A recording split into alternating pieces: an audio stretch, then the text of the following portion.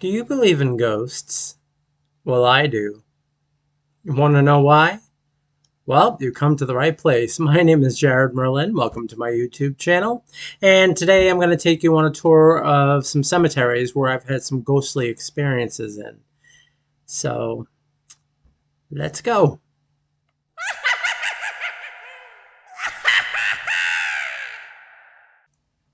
Welcome back. And I have some ghost stories for you today. Like my little ghost guy, isn't he cool? Yeah, in honor of Halloween. Um, For those of you that know me, you already know my ghost stories, but I want to share it with the rest of you. Okay.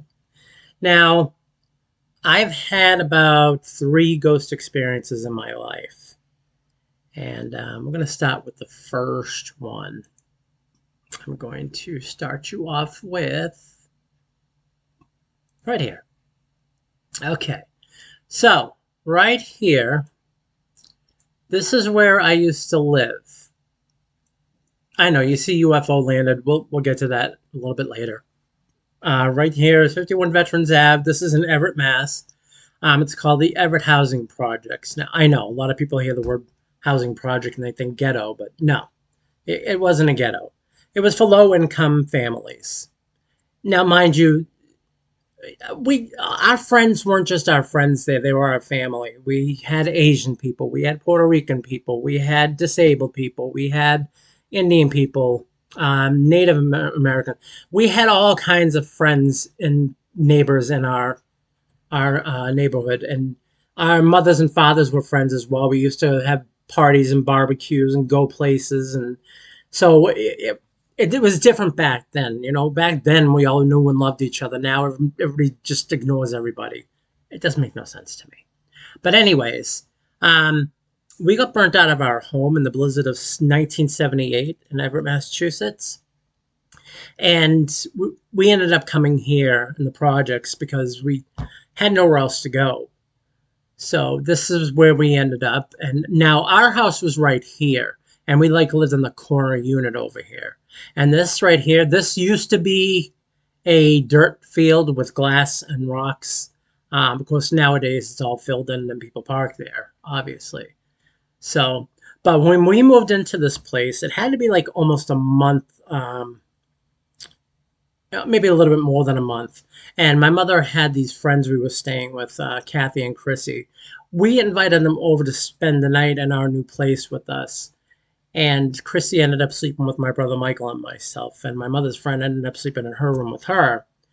And now it's like our room's here, my mother's room was over there, and the bathroom's right next to us. Well, I ended up having to go to the bathroom in the middle of the night. So my bed was near the bedroom door, trying to get up and not wake anybody up. Going next door, bed, turn the light on, close the door, go to the bathroom, wash my hands, want to get back to bed. Well, I open the door, and as I'm about to turn the bathroom light off, I heard someone call my name, Joey. I know a lot of you are like, "Who's Joey?" Joey's my biological name. Now a lot of you know me as Jared. That's my name now, but it's a long story. We'll talk about that in another video. But anyways, so I heard someone call my name. I froze. I have to be like 10 or 11 years old at this time. I'm a kid. And I'm like, what the? And now I'm looking at my bedroom door. I know that my brother and Chrissy are sleeping. And my mother's bedroom door is closed, and they have to be in there, so it can't be them. Who the hell is calling my name? And again, Joey. Now I'm like, well, I almost want to dart into my room and hide, but being 10 or 11 years old now, it's like, I have to know who's calling me. If it's not them, who the hell is downstairs in my house? So I'm creeping, and I'm creeping, and I'm creeping near the stairs, and I looked out. Now, the house is dark. It's pitch black except for the bathroom light behind me. And I look down the stairs, and at the bottom of the stairs is this guy who looked like Jesus. I'm not joking. He was wearing a robe. It might have been like a bathrobe or something like that. The beard, the mustache, the long hair, saying my name. And I was like, that's it. And I darted from my mother's door. I'm like, bah, bah, bah, bah, bah. And I said, screw this. I ran in my mother's room and I told her what happened. There's a guy down there calling my name. He looks like Jesus. So now the whole house is up. My mother and her friend go downstairs to see who's in the house, who's down there, and didn't find anybody. So they end up all going back to bed and stuff like that. Now, again, like I said, my bed's near the bedroom door, and I'm like terrified this guy's going to come up and get me. So I didn't go back to bed that night. I'm 10, 11 years old. I have no weapons. I didn't know what I was going to do, but I'd be damned if I was going back to bed. I needed to be prepared. I never did go back to bed that night. I stayed up the whole night, but that was the one and only time that happened. I never saw or heard him again. That was it. It was the only experience. That was my first ghost experience, and oh yeah, I'll never forget it. And years later, when we actually moved from Everett to Saugus, Massachusetts, I ended up going back to Everett to the Shute Library, and then of course they sent me to the Everett Public Library. And Everett Public Library, all the old newspaper articles got put on what was called microfiche. It was like a little, film-like stuff. And I found the article about the guy who lived at 51 Veterans Ave that also died at 51 Veterans Ave. And of course, what do they have? A picture of the guy. And what does he look like? Jesus. It's like, yeah, okay, that was him. So there you go. All right. Now the UFO landing. I know this doesn't fit under the heading of Halloween, but I got to explain this to you guys. When we lived in the projects, we had a UFO land right here in the field in our background. Now, like I said, this was all dirt and rock and glass and stuff like that. We always parked our car in the front yard here. We lived in the end unit over here. But it was late at night, and UFO landed right in this field. Now, there's other houses. Our friends lived here. Our friends lived, over here and down there. And so we weren't the only ones to experience it. When we got up and looked out the window, it was a disc, not a flat disc, but it's a circular disc with like a dome on top. But it wasn't a window dome. It was just a dome. And the light was like bright light, pulsating light. It just pulsed and pulsed. And you can feel the hum of the UFO. It hummed the whole ground, the whole house moved, shook. And we must have watched this thing like 10, 15 minutes before we jumped back into bed under the covers to hide. We were looking for aliens, because you're kids, you always heard about UFOs and aliens, but we never saw any aliens. And we were just like afraid they were going to come and get us. So the next day, we all got up. It's always the same whenever we lived in the projects. The kids were always up first, then the adults would get up and move. And all of us kids out there talking about, did you see the UFO? Did you hear the... And we just happened to be within earshot distance of Bobby and his wife. They were outside on their porch and heard us talking about it. Yeah, we saw it. We heard it. Now all the adults are coming out, and the whole neighborhood's like buzzing about the UFO thing. And what really made it real, though, was later on in the day when the FBI showed up. And they showed up in these black cars. Now, there were no SUVs back then, okay? This is like late 70s, early 80s. There was no... They were long cars. They were black cars. And some of the cars were circling the neighborhood, going down the streets. Circling the neighborhood, going up and down the streets. And some people were picking stuff up and putting stuff in bags and boxes around the field where the UFO landed. And they were asking the kids, the adults, all these questions and stuff like that. Of course, they showed, FBI. And as quietly as they came, as quietly as they left them, we never heard or saw them again. But it just made it realistic when they showed up the very morning after. I mean, they didn't come 2 or 3 days late, the morning after. The FBI's on top of their game when that happens. It's like, oh, crap. So, yeah, that's why I believe in ghosts and UFOs. Once you experience something, Now, I can't say I believe in aliens because I've never seen an alien. Not to say they don't exist. I believe in UFOs, obviously. I know that. And, so that was my first ghost experience and my first UFO experience. And I haven't had another UFO experience. And, yeah, I'm good with that. Anyway, now, our second ghostly experience. Let me get this out of here.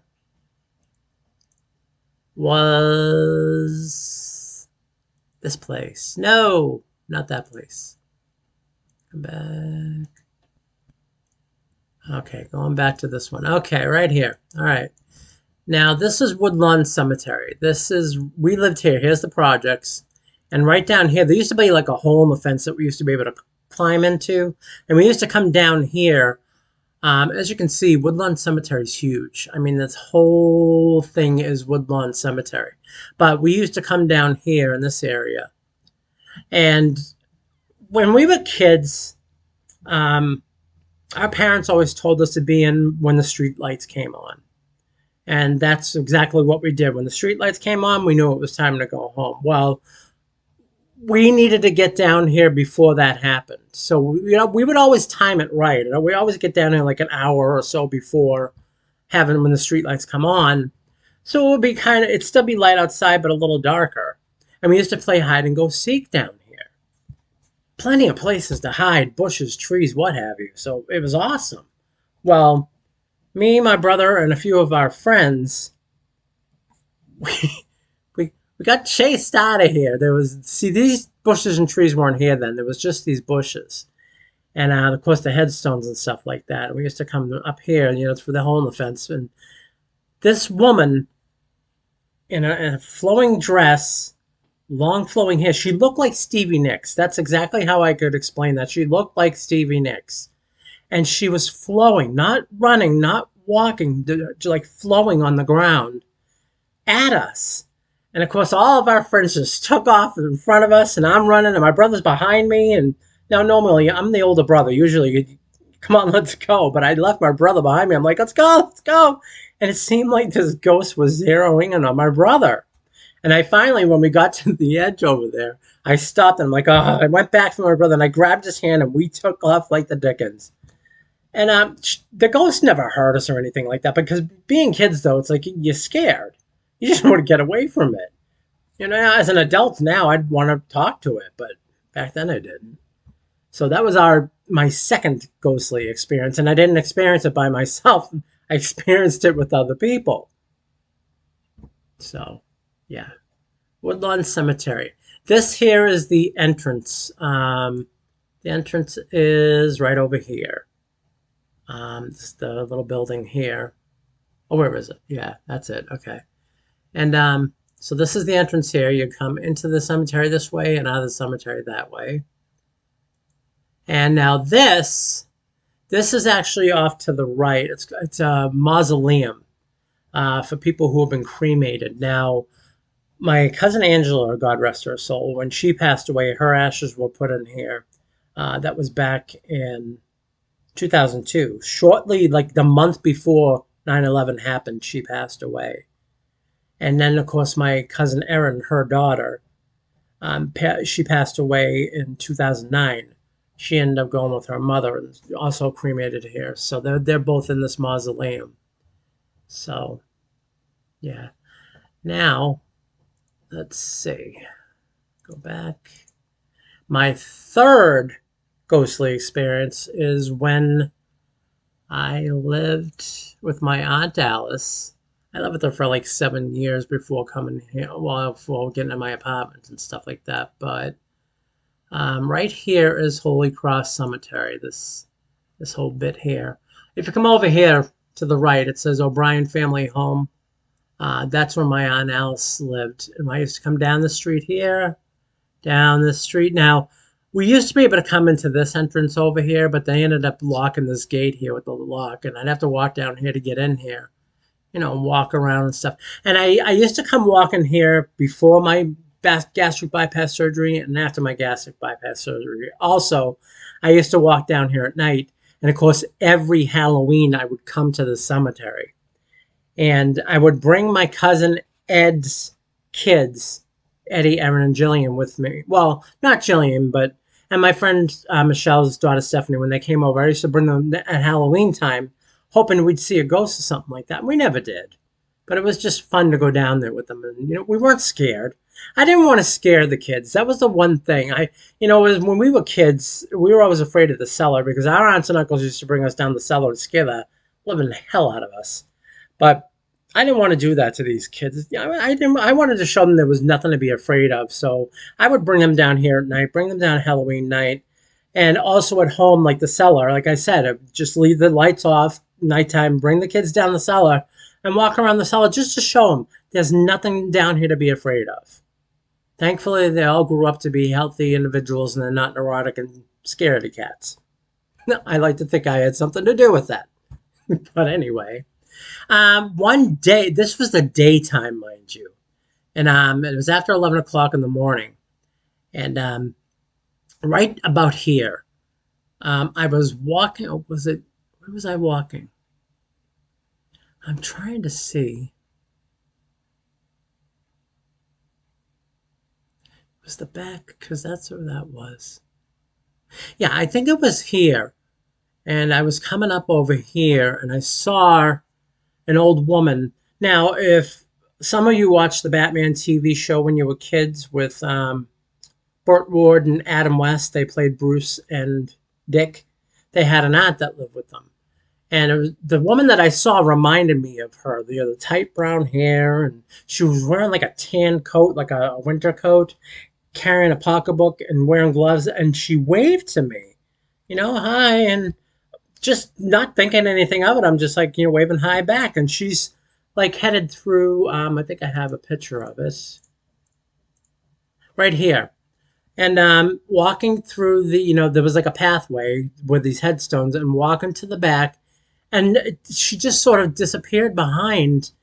And I thought she must have fell or something. So I ran back there and nothing. There was no one there. She wasn't there. And I'm looking around left and right and back in the front. And I'm like, where'd she go? And I'm like saying to myself, oh, great. It's probably a ghost, another ghost I saw. So yeah, that was my third ghost that I saw. Okay. So I was like, okay.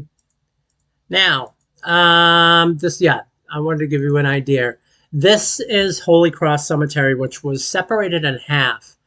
Um, this side here on the left, we didn't live over here. I lived on the right, over this way on this side.